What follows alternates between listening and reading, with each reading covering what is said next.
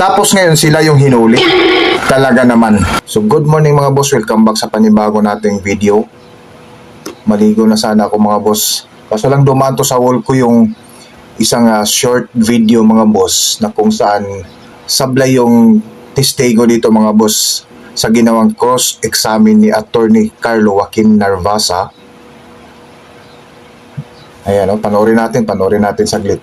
Based on her statement during the video, I think it was mentioned.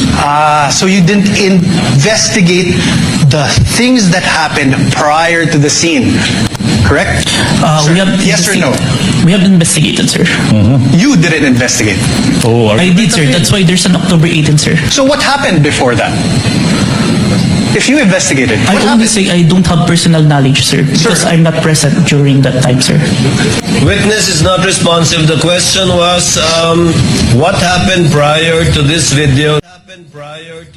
So sablay na sablay mga boss. Ibig sabihin mga boss, shortcut yung ginawang investigasyon na kung saan halatang idiniin nila si Vice President Sara Duterte mga boss dahil prior to that incident ginawang pagsasalita ni VP Sara against kina Pangulong Ferdinand Marcos Jr., kay Lisa Araneta Marcos at kay dating Speaker Martin Romualdez. Hindi niya inimbestigan kung anong pinanggalingan ng galit ni VP Sara Duterte. So ibig sabihin mga boss, shortcut yung ginawa niyang investigasyon. Pati nga si Chis Escudero mga boss napakomento dito. This particular clip of the video, if you know, given that you investigated the incident, as you said, As far as I remember, there is a hearing in the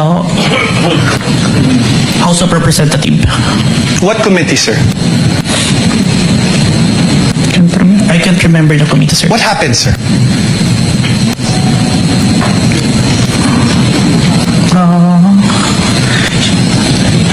Tapos ngayon sa polo, huli. Talaga huli mga boss.